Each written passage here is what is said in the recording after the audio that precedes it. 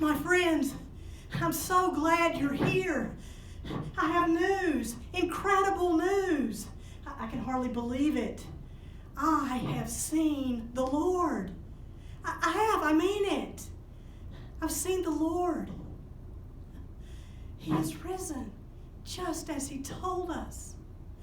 It's like a dream, but I'm telling you, I'm wide awake. I must tell you what happened because I want you to hear it from me. And Peter and John, they might burst in here at any moment to tell their story. They think because I'm a woman that I can't be believed. But what I'm telling you, it's true. I want you to hear it from me. I want you to hear it from my voice. Mary of Magdala, a woman. I was up before dawn. I couldn't sleep anyway. And I wanted to go to the tomb before the other women arrived in order to prepare Jesus' body properly. As I was walking, I realized I had overlooked the obvious, like the stone. How am I going to move the stone? To my surprise, when I got to the tomb, the stone was already rolled away.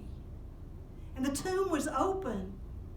And I stooped to look in. And there, two angels in white sat on the ledge where the body would have been. Where was the body? I sobbed. They asked me, "Why are you crying?" Why was I crying? I wept for the loss of my dear friend, for his precious life. But not only that, the indignity of it all, the cruel crucifixion, denied a proper burial. And now his body is missing? How long I stood there, I can't say. And then the gardener asked the same question. "Why, woman, are you crying? For whom are you looking?" I could hardly keep myself from screaming at him. "Sir, if you've taken my Lord's body, tell me where it is so that I can go and care for him." And through my tears, I couldn't see very clearly. I thought it was the gardener. And then he spoke my name. Mary. My heartbeat and my breath were suspended in that moment of recognition. Rabboni, teacher, my Lord, he was alive. I reached out to touch him. But he said, "No, Mary, do not cling to me, but go. Go now and tell others that I am ascending to my Father and your Father, my God and your God. I ran here to tell you. I have seen the Lord. He is risen. He is risen indeed. Hallelujah.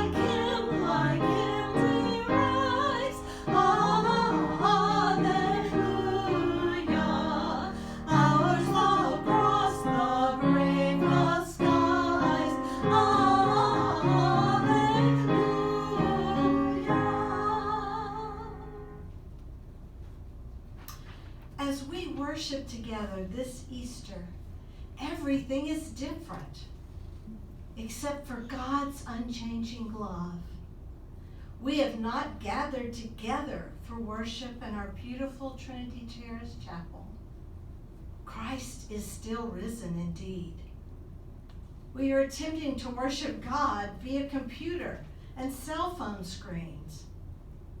The risen Christ is still with each one of us. We are lonely, separated from our family and our friends. Nothing separates us from the risen Lord who knows our names. We worry that our life will never be normal again. Our lives are continually made new in the risen Christ. In gratitude for our God of everlasting love, for the risen Christ whom we celebrate, for the new life and hope of Easter, we worship you today, God.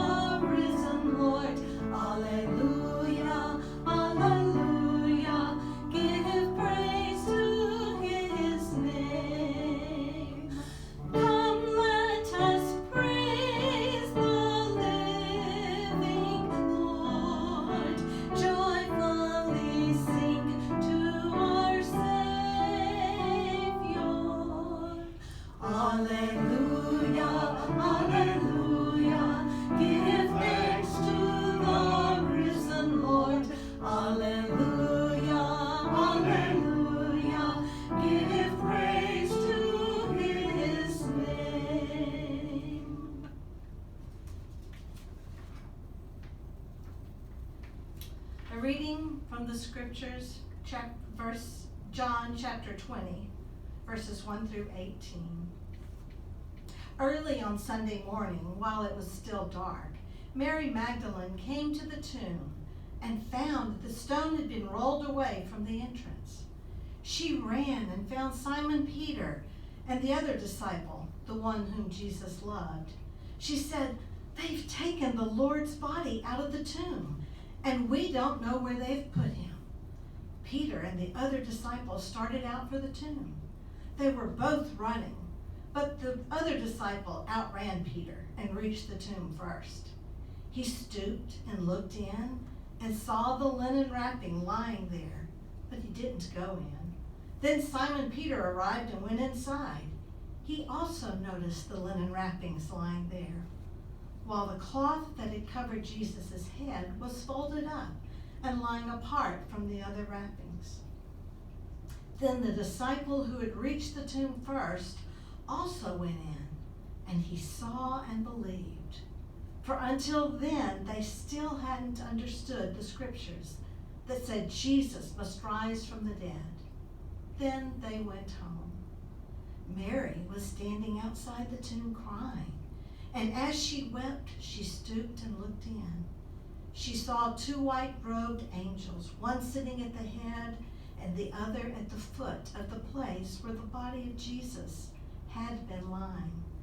"Dear woman, why are you crying?" the angels asked her. "Because they have taken away my Lord," she replied, "and I don't know where they have put him." She turned to leave and saw someone standing there. It was Jesus, but she didn't recognize him. "Dear woman, "Why are you crying?" Jesus asked her. "Who are you looking for?" She thought he was the gardener. "Sir," she said, "if you have taken away his body, tell me where you have put him, and I will go and get him." "Mary," Jesus said. She turned to him and cried out, "Rabboni," which is Hebrew for teacher. "Don't cling to me," Jesus said, "for I haven't yet ascended to the Father. But go find my brothers and tell them, I am ascending to my Father and your Father, to my God and your God."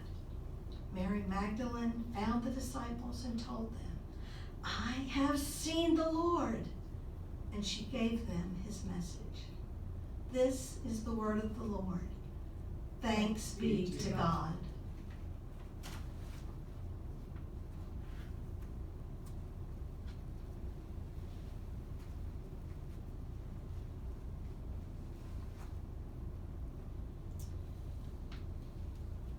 Everyone seems to be posting on Facebook these days. More than usual, I think, because a lot of people have a lot of time on their hands. And as always, some posts are tacky, some are quite inspirational, and some are funny. A post by Carl Travis made me laugh out loud. Carl said, "The problem with returning to the church sanctuary for worship after the coronavirus quarantine will be our newfound impulse to hit the fast forward button." Consider how many times you've heard the Easter story in your lifetime. You know the story well. You know how it ends. But today, let's resist the urge to fast forward. Because when we don't fast forward, we can begin to see parallels between the current pandemic crisis in our world and the confusion those early followers of Jesus must have felt. Theirs was an overload of breaking news and conflicting reports. Reliable sources and details could be hard to distinguish from fake news. For us, questions like, where do people get tested? How long before the results get back? Do we need to wear masks or not? How is this virus really spreading? What happens to people when they get the virus? How long will this last? Our world, individually and collectively, is filled with grief and fear and doubt. We would all like to fast forward through the crisis and return to normalcy. But for now, we must sit with our grief and our fears. We must watch and wait in uncertainty, just as those early followers of Jesus. Yet even in their chaos, the risen Christ was in their midst, even when they didn't recognize him. But in time, they would all proclaim, as Mary did, "I have seen the Lord." This is actually the very first Easter message. I have seen the Lord. Before we said things like Happy Easter, even before we said Christ is risen, the first Easter message was, I have seen the Lord. Easter is Christ appearing not to the disciples who run the fastest, not to those who believe the quickest, but the ones who are weeping, to ones who are questioning, stuck in their confusion. Easter is God's miraculous surprise, a reminder that we don't know exactly where we might bump into the Lord next. But it's probably best to look around the dark corners of life. On this day of hope, through this dark time in our world, the pews of our church may be empty, but when we have eyes to see, we too can proclaim, I have seen the Lord in our midst. In leaders who make hard decisions in the best interest of protecting people, I have seen the Lord. In doctors and nurses who care for the critically sick, even at the risk to themselves, I have seen the Lord. In musicians and artists who offer their gifts on YouTube and from their driveways to soothe the troubled hearts of others, I have seen the Lord. In friends who drop by my house to leave a lemon-pound cake and a prayer on my doorstep, I have seen the Lord. Through that one from your church who called you just to check in on you. In those among us who plan and prepare delicious meals delivered to your door. In family and friends who go the extra mile to call you more often and to make sure you have everything you need. And those who have a little extra patience in helping those of us who need a little extra patience along the way. In all of these places, when we have eyes to see, we see the presence of Christ in our world, and we too can proclaim, I have seen the Lord. Teresa of Avila, a 14th century Spanish mystic, a religious reformer, said it well. Christ has no body but yours, no hands, no feet on earth but yours.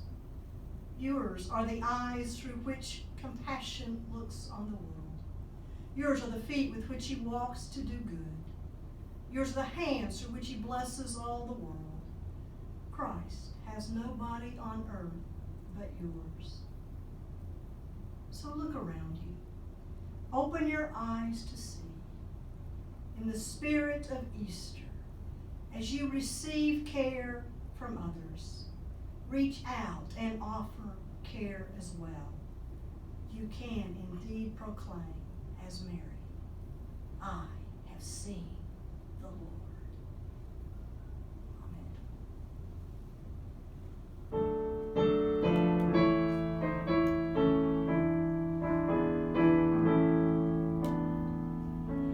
Because he lives, I can face tomorrow. Because he lives, all fear is gone. Because I know he holds the future, and life is worth the living just because he lives. God sent his Son, they called him Jesus. He came to love, heal, and forgive. He lived and died to buy my pardon. An empty grave is there to prove my Savior lives. Because he lives, I can face tomorrow. Because he lives, all fear is gone. Because I know he holds the future, and life is worth the living just because he lives.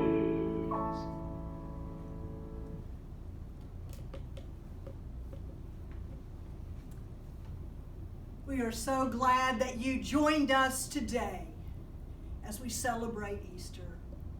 And now, as we go from this place. And as you remain in your home, wherever we may be, may all of us be keenly aware that the living Christ walks beside us to companion us, dwells above us to watch over us, comes beneath us to uphold us, follows behind us to protect us. And may we follow the living Christ as he shows us the way. We, my friends, have seen the Lord. Go now in grace and peace.